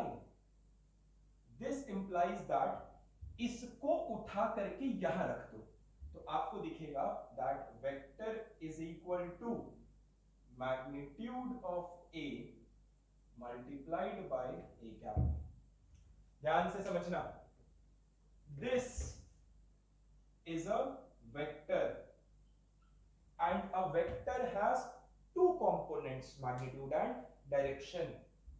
This is the magnitude, and if this is the magnitude, obviously बात है ना, magnitude of A, so if this is the magnitude then this will become the direction, ये आपका direction हो गया। so any vector can be represented as magnitude along with its direction in the form of a unit vector. Again, any vector can be represented as its magnitude multiplied by or magnitude along with a unit vector which is used to represent the direction. इसीलिए कहा जाता है कि अगर आप इस unit vector को हटा दो, देखो ऐसे हटा दो तो यहां पर क्या दिख रहा है आपको, सिर्फ magnitude. Is it a vector? The answer is no. Unit vector को यहां पर हटा दिया था, यूनिट वेक्टर को यहां पे लगा दो, the moment you apply the unit vector it becomes a vector। तो unit vector क्या होता है? it is giving direction, and hence a very important note जो आपको यहां पर लिखना चाहिए, and that note is going to be unit vector is used to assign direction। unit vector को यूज करने से आप किसी को डायरेक्शन दे सकते हो, आप यूनिट वेक्टर लगा दो वहां पर, उस चीज को डायरेक्शन मिल जाएगी। So now please note it down, थोड़ा सा आगे बढ़ेंगे after this pause. Now let us study about unit vector in the Cartesian coordinate system. Cartesian coordinate system में यूनिट वेक्टर कैसे रिप्रेजेंट करेंगे? What is a Cartesian coordinate system? A coordinate system having x axis, y axis and z axis। so x axis ये direction बताता है, y axis ये direction बताता है, z axis ये डायरेक्शन बताता है। so basically x y z किस पर्पस के लिए यूज होता है? x y z is used for representing direction, कि किस दिशा में है वो, ये चीज बताता है x y z। यानी कि since x y z is used for representing direction, और डायरेक्शन को रिप्रेजेंट किया जा सकता है यूनिट वेक्टर से, तो x एक्सिस में कोई यूनिट वेक्टर होना चाहिए, y एक्सिस में कोई यूनिट वेक्टर होना चाहिए, और z एक्सिस में कोई यूनिट वेक्टर होना चाहिए। तो यहां आता है कि unit vector along x is represented by I cap, unit vector along y is represented by j cap, unit vector along z is represented by k cap। यानी x एक्सिस की direction को हम I कैप से represent करेंगे, y axis की direction को हम j cap से रिप्रेजेंट करेंगे, और z एक्सिस की डायरेक्शन को हम k कैप से रिप्रेजेंट करेंगे। अब इसको थोड़ा सा और समझते हैं कि इसका मतलब क्या है।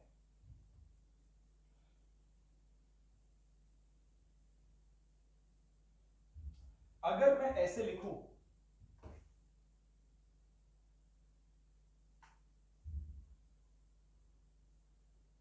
अगर मैं ऐसे लिखूं दैट 20 मीटर अलोंग x, ध्यान देना इट इज अ वेक्टर, कैसे? मैग्नीट्यूड along its मतलब डायरेक्शन। तो इसका मतलब क्या होगा, इसको मैं लिख सकता हूं, this can be written as 20 I cap. What does that mean?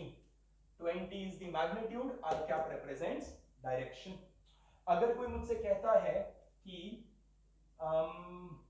30 Newton towards negative y, अब यहां पर फिर से 30 Newton is the magnitude towards यानी डायरेक्शन नेगेटिव y, तो मैं इसको कैसे लिखूंगा, मैं लिखूंगा 30 y का डायरेक्शन कौन रिप्रेजेंट करता है, j क्या, बट क्या इसने y की बात की कि नेगेटिव y की बात की, तो मैं लिखूंगा माइनस j क्या, तो ये हो जाएगा मेरा again a vector. So this is how we represent, you know, Cartesian coordinate, that this is how we represent a position vector in the Cartesian coordinate using the concept of unit vector। कैसे, फिर एक बार समझाता हूं। चलो यहां पर ले लेते हैं, ये x एक्सिस है, ये y एक्सिस है।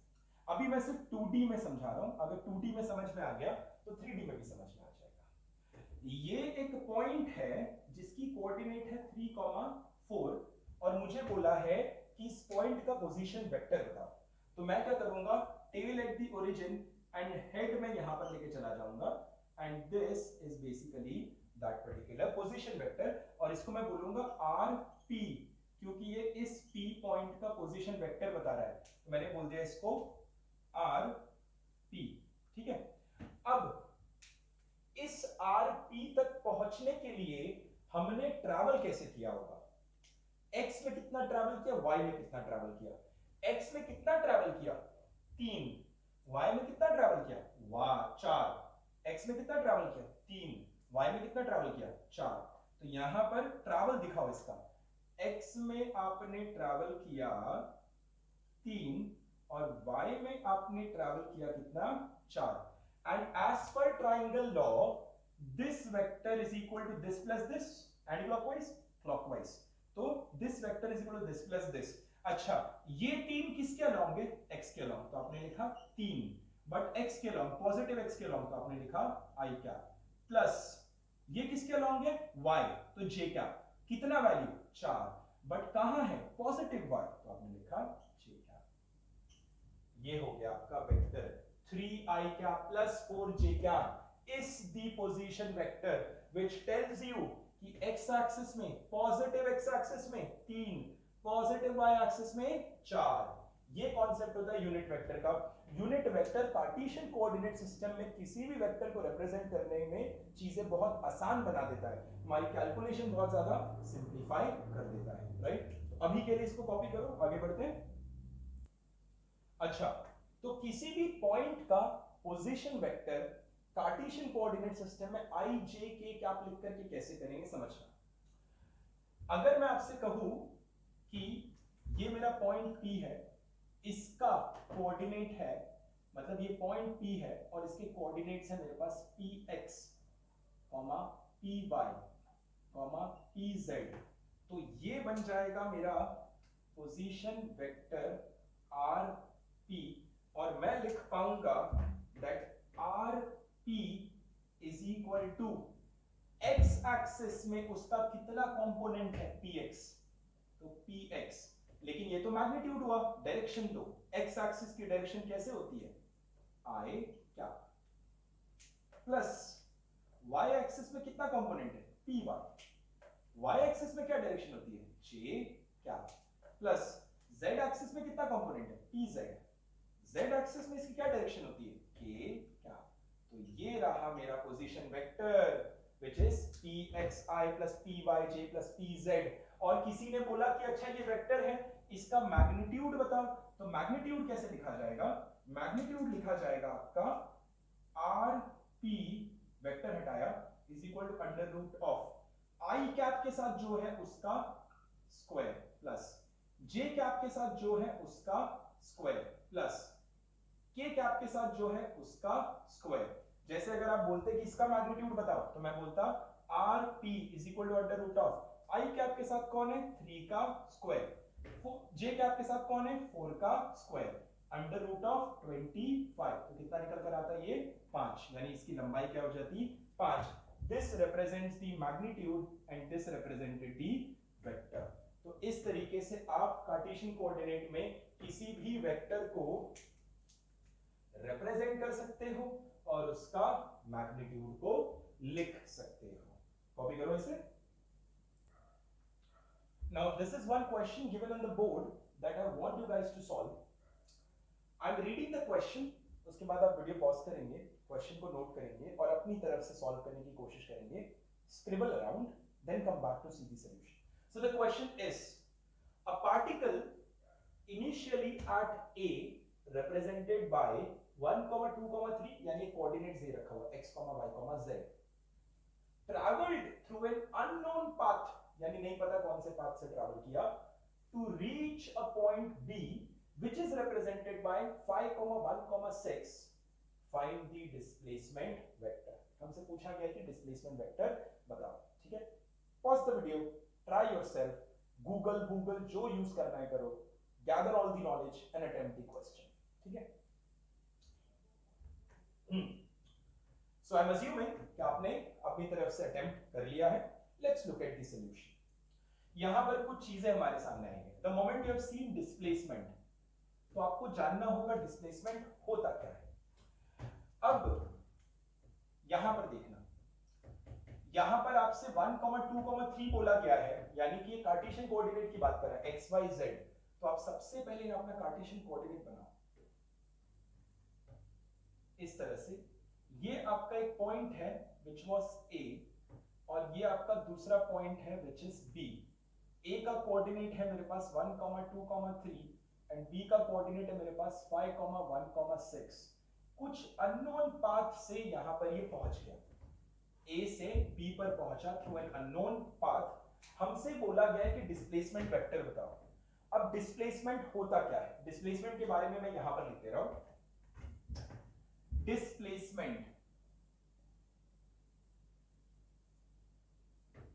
डिस्प्लेसमेंट आपने जो पढ़ा था अभी तक थियोरेटिकली, वो होता था straight line joining initial and final point having direction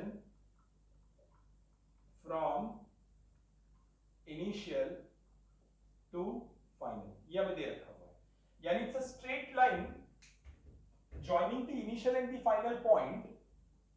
It's a straight line joining the initial and the final point having direction from initial to final. From initial to final, यानी यहां से यहां.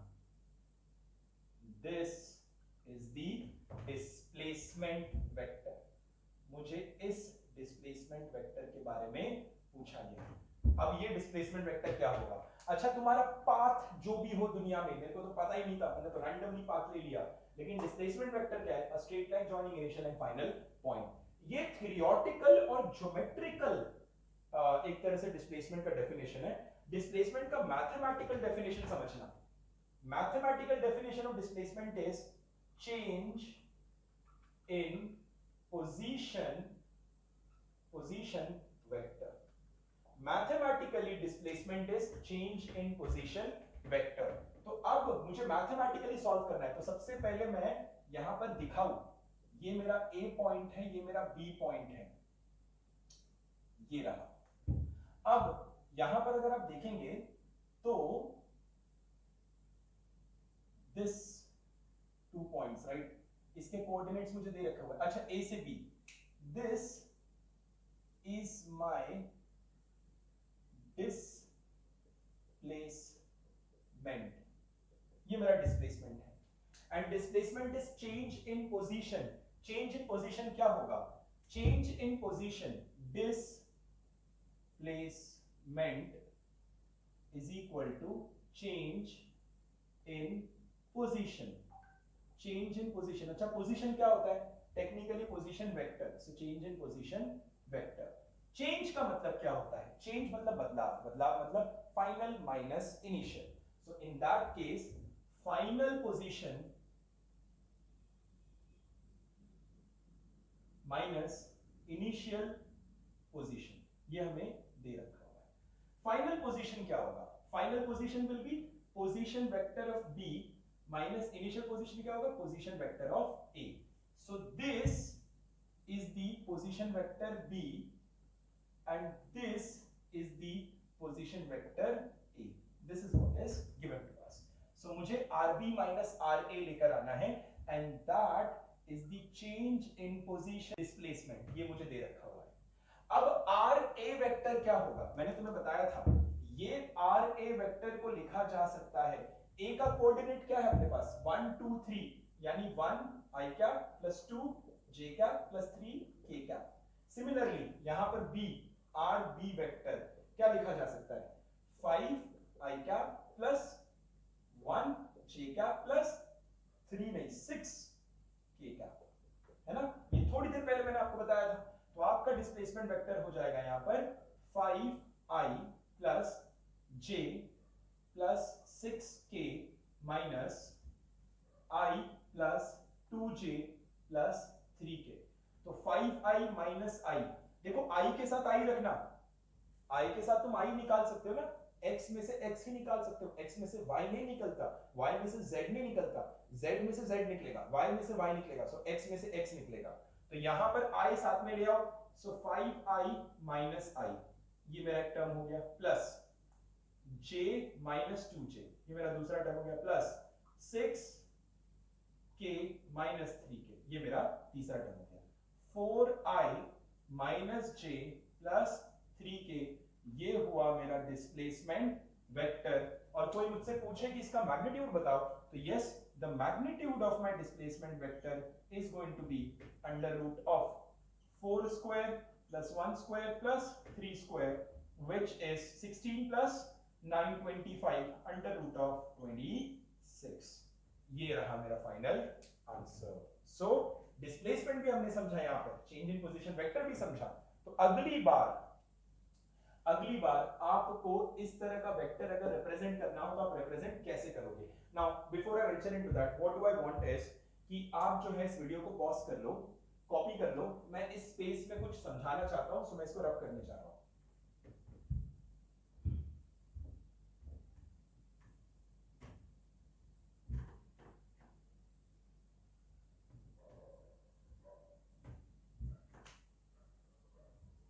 Yes, अब जो है यहां पर एक नोट करके लिख लो। मान लो ये ऐसे एक वेक्टर है, ये टेल है वेक्टर का और ये हेड है वेक्टर का। अगर आपको टेल का कोऑर्डिनेट दिया हो, let's say ax, ay, az, ax, ay, az, और आपको हेड का कोऑर्डिनेट दिया हो bx, by, bz, यानी आपको टेल का कोऑर्डिनेट दिया है और हेड का कोऑर्डिनेट दे रखा है, और आपको इस वेक्टर के बारे में लिखना है, वेक्टर p, तो आप लिख सकते हैं vector p is equal to head के x में से टेल का x निकालो, which is bx minus ax, i क्या, प्लस हेड के वेक्टर में से टेल का वेक्टर निकालो, which is by minus ay, sorry या by minus ay j cap plus bz minus az k cap. तो इस तरीके से आप डायरेक्टली किसी भी वेक्टर को लिख सकते हो। तो यहां पर अगर इस क्वेश्चन में हम देखते हैं तो हमारे उस क्वेश्चन में क्या था, this was 1 2 3 and this was 5 1 and 6। तो सीधा मैं इस वेक्टर को लिख सकता था 5 minus 1 4i, 1 minus 2 minus j, 6 minus 3 that is plus 3k। तो इस तरीके से आप किसी भी वेक्टर को रिप्रेजेंट कर सकते हो in terms of i, j, k in the Cartesian coordinate system provided आपको हेड और टेल की जानकारी हो। नोट करो इसे। यस, नेक्स्ट चीज जो हम पढ़ने जा रहे हैं that is called as resolution of vectors. What do you mean by resolution of vectors? आप किसी भी वेक्टर को अगर उसके परपेंडिकुलर कंपोनेंट्स में बांटेंगे, तोड़ेंगे, तो इसको हम कहते हैं रेजोल्यूशन ऑफ वेक्टर्स। अभी परपेंडिकुलर कंपोनेंट क्या होते हैं वो समझना। So basically breaking of vector into its perpendicular components are called as resolution of vectors.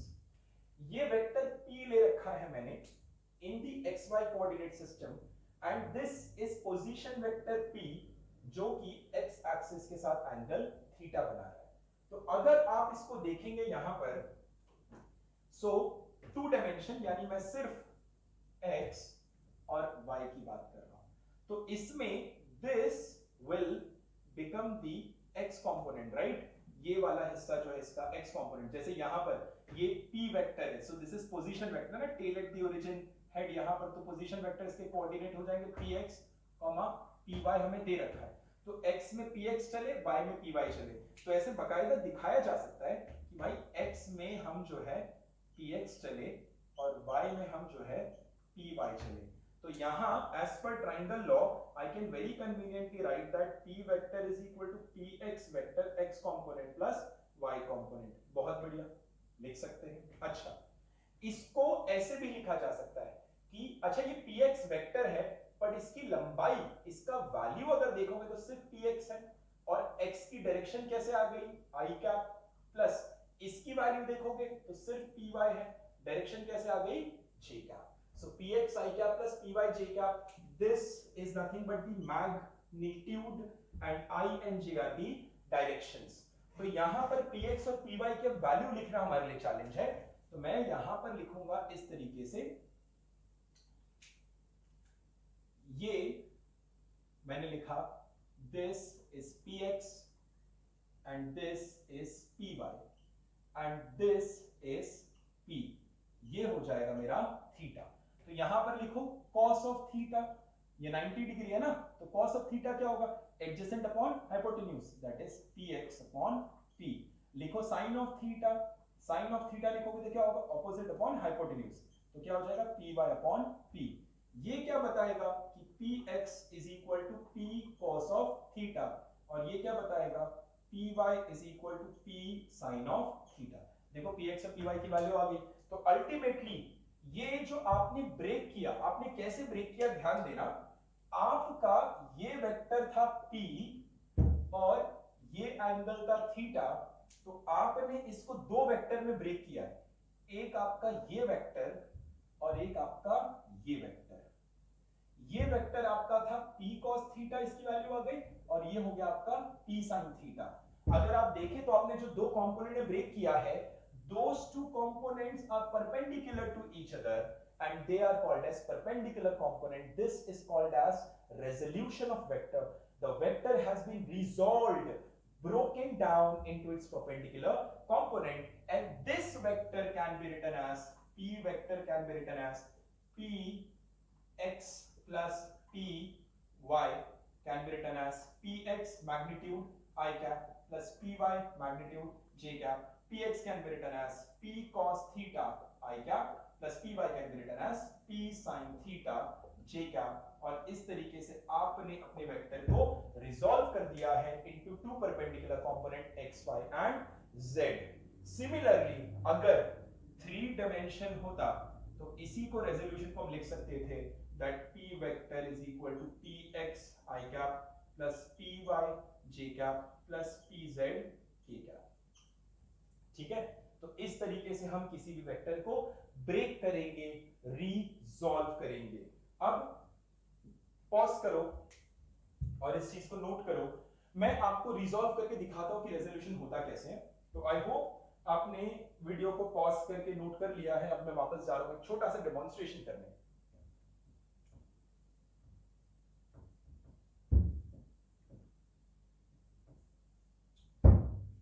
यहां मुझे एक ऐसे दे रखा हुआ है, एक छोटा सा क्वेश्चन है कि ये ब्लॉक है, ये एक ब्लॉक है, जमीन पे रखा हुआ है इस तरीके से, और इस ब्लॉक पे यहां से फोर्स लगाया गया 5 न्यूटन के बराबर, और मुझे बोला गया कि ये जो एंगल है वो 37 डिग्री है। इस ब्लॉक पे, जो ब्लॉक जमीन पर रखी गई है, इस ब्लॉक पे 5 न्यूटन फोर्स लगाया और हॉरिजॉन्टल के साथ जो एंगल है वो बताया गया 37 डिग्री और बोला गया फाइंड द हॉरिजॉन्टल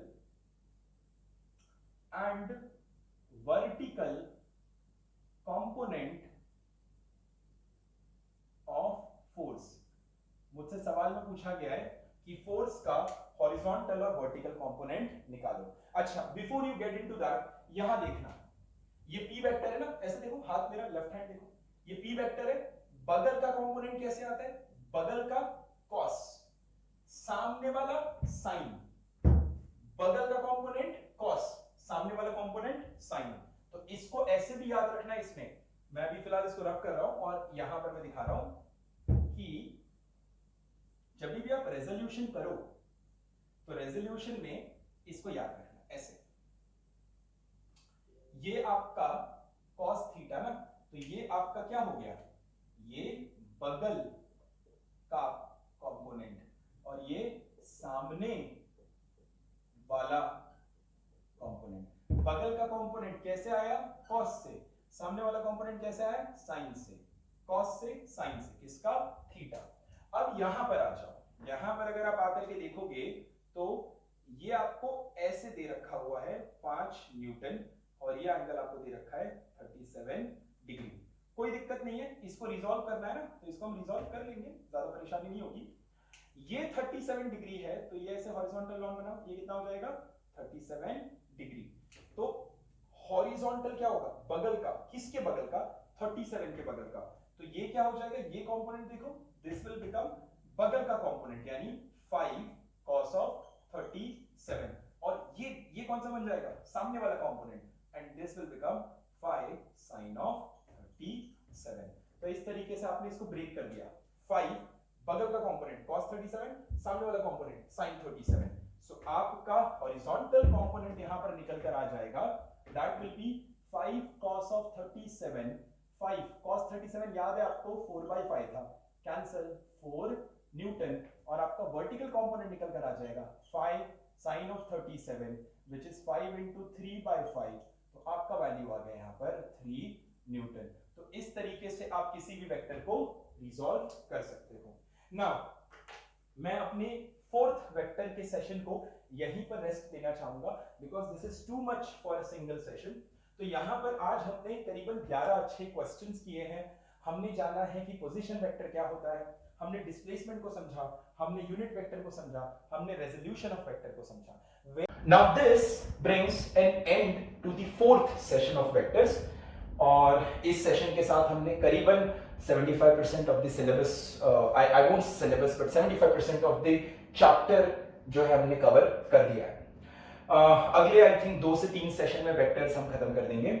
अभी तक मैं कुछ वीडियोस बनाकर YouTube पे अपलोड कर पाया हूं with the limited infrastructure that I have. I hope you're aware that we all are in a lockdown situation. So with the bare minimum infrastructure that I have, I'm trying to make couple of these videos जो कि class 11th के 12th के 13th के CBSE के बच्चों को और जो JEE नीट एग्जाम को टारगेट करे उन बच्चों को हेल्प कर पाए। I really want कि आप सभी लोग जो इसको देख रहे हैं, I want you to help me improve the overall video. Content में अगर कोई इंप्रूवमेंट की जरूरत है, मेरे डिलीवरी स्टाइल में कोई इंप्रूवमेंट की जरूरत है, टेक्निकल ग्राउंड्स पे अगर बात करूं तो वीडियो की क्वालिटी में इंप्रूवमेंट की जरूरत है, बोर्ड की इंप्रूवमेंट में जरूरत है, आवाज की इंप्रूवमेंट में जरूरत है, I would be really obliged and I will be very thankful to you कि अगर आप मुझे ये चीजों का फीडबैक दे सके सो दैट मैं एक एक चीजों को इनकॉर्पोरेट करके इन वीडियोस को बेहतर से बेहतर स्तर पे बना पाऊं। Now how do you give me the feedback? In the description of the video मेरा फोन नंबर मौजूद है, so just take out your phone, मुझे व्हाट्सएप कर दो कि sir this is what I think will help you make better videos. I'll be very very thankful to you, है ना। अभी तो मैं तुम्हें कुछ तोहफे नहीं दे सकता, तुम्हें कोई लीड मैग्नेट नहीं दे सकता, मैं तुम्हें कुछ बहला फसला नहीं सकता, बट यस तुम्हारे फीडबैक के साथ मैं एक अच्छे बेहतर वीडियोस बना पाऊंगा जो तुम्हें ही नहीं बाकी सारे बच्चों को हेल्प करेंगे।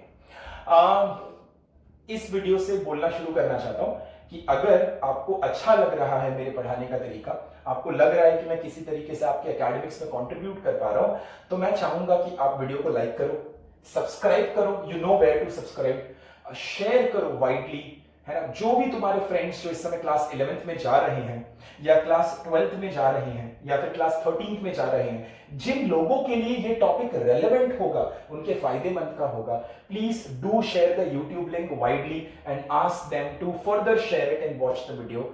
And that is how you can keep motivating me to make such videos in a better and better format. And that is it for now. ये सारी चीजें मैं अभी भी सीखने की कोशिश कर रहा हूँ कि how do people create subscribers on YouTube. So this is still in the learning process. In case you have any suggestion, in the description you have my number. Just ping me and I'll be trying to incorporate that. Thank you so much. Bye bye.